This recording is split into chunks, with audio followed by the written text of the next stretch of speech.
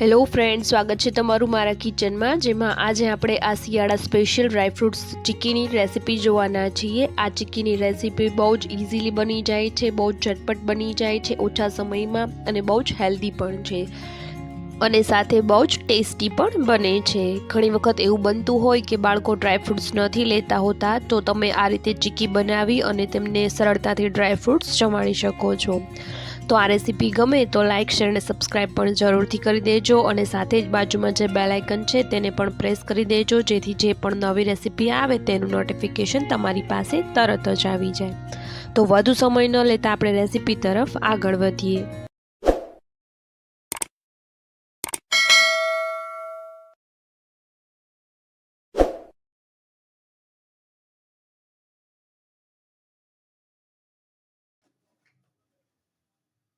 તો ડ્રાયફ્રૂટ્સ ચિક્કી બનાવવા માટે સૌથી પહેલાં આપણે ડ્રાયફ્રૂટ્સ લઈ લઈશું। અહીંયા મેં અડધો કપ કાજુ લીધેલા છે, અડધો કપ અખરોટ લીધેલી છે, અને અડધો કપ બદામ, અને સાથે જ અડધો કપ જેટલી નાળિયેરની સ્લાઇસ લીધેલી છે, અને સાથે જ અહીંયા 1/4 કપ જેટલી હું ગુલાબની પાંદડીઓ લઈ લઉં છું। જો ગુલાબની પાંદડીઓ તમારી પાસે ન હોય તો સ્કીપ પણ કરી શકો છો, અને સાથે જ અહીંયા તમારે બીજા કોઈ પણ ડ્રાયફ્રૂટ્સ એડ કરવા હોય તો તેને એડ કરી શકો છો। તો સૌથી પહેલાં અહીંયા એક પેનમાં આપણે આ જે ડ્રાયફ્રૂટ્સ છે તેને થોડા શેકી લેવાના છે। તો અહીંયા હું સૌથી પહેલાં કાજુ અને બદામને પેનમાં લઈ લઈશ અને તેને થોડી વાર માટે રોસ્ટ કરી લઈશું, એટલે કે શેકી લઈશું। અને જે ગેસની ફ્લેમ છે તે આ સ્ટેજ પર એકદમ સ્લો રાખવાની છે, હાઈ ફ્લેમ પર તેને નથી શેકવાના। તો થોડી વાર આપણે તેને ચલાવતા જશું અને શેકી લેવાનું છે। એકદમ લાઇટ જ શેકવાના છે, વધારે પડતા ગોલ્ડન થાય એટલા પણ નથી શેકવાના। 1 થી 2 મિનિટમાં એ સારી રીતે શેકાઈ જાય એટલે આપણે તેમાં અખરોટને એડ કરી દેવાની છે। અને અખરોટના અહીંયા ટુકડા થોડા મોટા લાગે છે, તો આપણે હાથેથી તેને થોડા કટ કરી લેશું। જો તમારે નાના નાના ટુકડા કરવા હોય તો તમે એમ પણ એડ કરી શકો છો, અહીંયા મેં એમનામ જ આખા એડ કરેલા છે। તો અહીંયા અખરોટ અને જે નાળિયેરની સ્લાઇસ છે એ મેં 1 થી 2 મિનિટ બાદ એડ કરી છે, કારણ કે એ બંનેમાં તેલનું જે પ્રમાણ હોય એ વધારે પ્રમાણમાં હોય, તો જો એ થોડા પણ વધારે શેકાઈ જાય તો તેમાંથી તેલ છૂટું પડવા લાગે છે, માટે તેને એકદમ લાસ્ટમાં અને 1 મિનિટ જ શેકવાના છે। તો આપણા જે ડ્રાયફ્રૂટ્સ છે એ સારી રીતે રોસ્ટ થઈ ગયા છે, તો તેને એક પ્લેટમાં કાઢી લઈશું, અને આપણી સાથે જે ગુલાબની પાંદડીઓ રાખેલી તેને પણ તેમાં એડ કરી દઈશું। આ સ્ટેજ પર તમે પમ્પકિન સીડ્સ પણ એડ કરી શકો છો। તો હવે આગળની પ્રોસેસ જોઈ લઈએ। તો અહીંયા ફરીથી એ જ પેનમાં મેં 1 ચમચી જેટલું ઘી લીધેલું છે, અને સાથે જ આપણે જેટલા ડ્રાયફ્રૂટ્સ લીધેલા છે એટલા પ્રમાણમાં તેમાં ગોળ એડ કરવાનો છે। તો અહીંયા મેં ટોટલ 2 કપ જેટલા ડ્રાયફ્રૂટ્સ લીધેલા છે, તો તેની સામે હું અહીંયા 2 કપ જેટલો ગોળ લઈ લઈશ। તો ચિક્કીનું આમાં હંમેશા યાદ રાખવું, તમે જે પણ ચિક્કી બનાવો તેટલા જ પ્રમાણમાં તમારે ગોળ લેવાનું છે।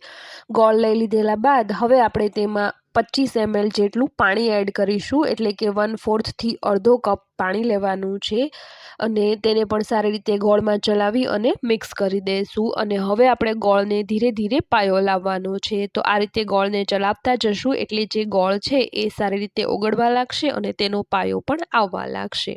અને ચિક્કી બનાવવાની સૌથી મોટી મૂંઝવણ એ હોય કે ખબર ન પડે કે ગોળનો પાયો હવે આવી ગયો છે કે નહીં, કારણ કે જો ગોળનો પાયો ઢીલો રહે તો આપણી જે ચિક્કી હોય એ ઢીલી બને, અને જો થોડો વધારે પડતો આવી જાય તો આપણી જે ચિક્કી હોય એ કઠણ બની જાય।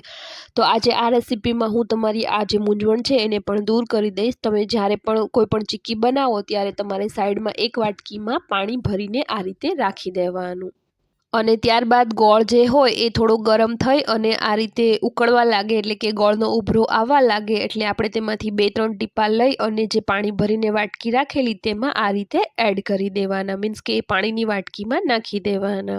અને આ રીતે પાણીમાં તેને નાખો અને ગોળ આ રીતે એકદમ છૂટો છૂટો અથવા તો તમને સોફ્ટ લાગે તો સમજવાનું કે હજી આપણો જે પાયો છે તે નથી આવ્યો, તો હજી પણ આપણે વધારે પાયો કડક કરવાની જરૂર છે। અને આ જે ચિક્કી બનાવીએ ત્યારે જે ગેસની ફ્લેમ હોય એકદમ સ્લો જ રાખવાની છે। તો સ્લો ફ્લેમ પર તેને ફરીથી વધારે વાર આપણે પાયાને કડક થવા દઈશું।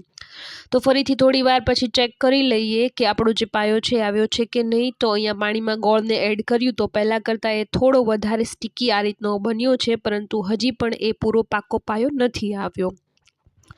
તો ફરીથી 5 મિનિટ બાદ આપણે અહીંયા ચેક કરવાનું છે। હવે જે ગોળનો પાયો છે એ સરસ મજાનો આવી ગયો છે, કારણ કે આપણે તેને પાણીમાં નાખીએ તો તે જે ગોળના શેપ છે તે જે શેપમાં પાણીમાં પડે એ જ શેપમાં પાણીમાં રહી જાય છે। અહીંયા તમે જોશો તો આ રીતના એ જ શેપમાં એ ગોળ પડેલો છે, અને સાથે જ એને પાણીથી બહાર કાઢીએ તો એ એકદમ બટકી જાય એ રીતે ભાંગે છે, મીન્સ કે તૂટે છે। તો જ્યારે પાણીમાંથી ગોળને બહાર કાઢી અને આ રીતે ગોળ તૂટવા લાગે ત્યારે આપણે જે પાયો છે એ આવી ગયો એમ સમજવાનું। તો હવે આપણે બાકીના જે ડ્રાયફ્રૂટ્સ છે તેને એડ કરી દઈશું, અને સાથે જ અહીંયા 1/4 ટીસ્પૂન જેટલો એલચીનો પાવડર એડ કરી દીધેલો છે। તમને જો ન ભાવતો હોય તો તમે તેને સ્કીપ પણ કરી શકો છો। તો હવે બધા જ ડ્રાયફ્રૂટ્સ સારી રીતે મિક્સ થઈ ગયા છે, તો તેને બટર પેપર ઉપર આ રીતે બહાર કાઢી લઈશું, અથવા તો તમે સીધું જ પ્લેટફોર્મ પર પણ લઈ શકો છો।